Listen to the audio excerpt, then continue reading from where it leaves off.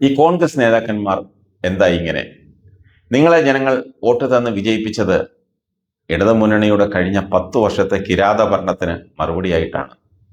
ഇത് പറയാൻ കാരണം മുൻ മന്ത്രിയും സ്പീക്കറും ഒക്കെയായിരുന്ന എൻ ശക്തൻ ഇപ്പോൾ ജയിച്ചപ്പോൾ അദ്ദേഹത്തിന്റെ സ്വന്തം PA ആയി വെച്ചത് ഒരു CPM കാരനെ, CPM യൂണിയനിൽപ്പെട്ട സർക്കാർ ജീവനക്കാരനെ.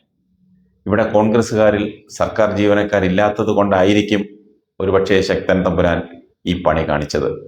ശക്തനായ അശക്തൻ അറിയാതെയാണ് ഈ തീരുമാനം എടുത്തതെങ്കിൽ ഇത് പിൻവലിക്കണം. കോൺഗ്രസ് പാർട്ടിയിൽ പ്രവർത്തിക്കുന്ന നിരവധി NGO അസോസിയേഷൻ പ്രവർത്തകരും നേതാക്കളുമുണ്ട്. താങ്കൾ ഒന്ന് വിളിച്ചു ചോദിച്ചാൽ അല്ലെങ്കിൽ ഒരു മെസ്സേജ് അയച്ചാൽ ലിസ്റ്റ് നിമിഷങ്ങൾക്കകം താങ്കളുടെ ഫോണിൽ വരും. അപ്പോൾ ഇയാളെ മന്ത്രിയോ സ്പീക്കറോ വല്ലതുമാക്കിയിരുന്നെങ്കിൽ നാട്ടിലുള്ള എല്ലാ കമ്മ്യൂണിസ്റ്റുകാരെയും സ്റ്റാഫിൽ നിയമിച്ചേനെ എന്നാണ് മറ്റൊരു ആൾ പങ്കുവച്ചത്.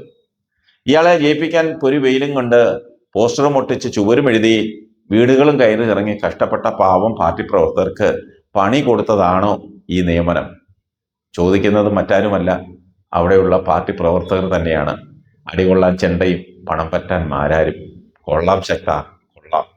ഇയാളെയൊക്കെ ജയിപ്പിച്ചു വിട്ട ജനത്തെ പറഞ്ഞാൽ മതി. ഈ വിവരം സോഷ്യൽ മീഡിയയിൽ ആരോ പോസ്റ്റ് ഇട്ടപ്പോൾ അതിനടിയിൽ ഒരു റിട്ടയർഡ് എഞ്ചിനീയർ കുറിച്ചത് ഇങ്ങനെയാണ്: ഈ MLA ഞാൻ കാലത്ത് 10-15 പ്രാവശ്യം ഫോണിൽ വിളിച്ചു. ഒടുവിൽ ഇദ്ദേഹത്തിന്റെ ഡ്രൈവറാണ് ഫോൺ എടുത്തത്. ആ ഡ്രൈവർ പറഞ്ഞത് ഇപ്പോൾ ഫോൺ എടുക്കുന്നതിന് സൗകര്യമില്ലെന്നും കാണണമെങ്കിൽ വരുന്ന ചൊവ്വാഴ്ച നെയ്യാറ്റിൻകര TBയിൽ വരണമെന്നുമാണ്. TBയിൽ വരുന്നുണ്ടാനായിരിക്കും ഇതാണ് ആ ഉദ്യോഗസ്ഥൻ കുറിച്ചത്. ഇത് കണ്ട മറ്റൊരാളുടെ അഭിപ്രായം, ഇദ്ദേഹത്തിന്റെ കാര്യത്തിൽ ഇത് ആദ്യ സംഭവമല്ല. മുമ്പ് ഇദ്ദേഹം മന്ത്രിയായിരുന്നപ്പോൾ സ്പെഷ്യൽ പ്രൈവറ്റ് സെക്രട്ടറിയായി നിയമിച്ചത് ഒരു പക്കാ CPM കാരനെയാണ്.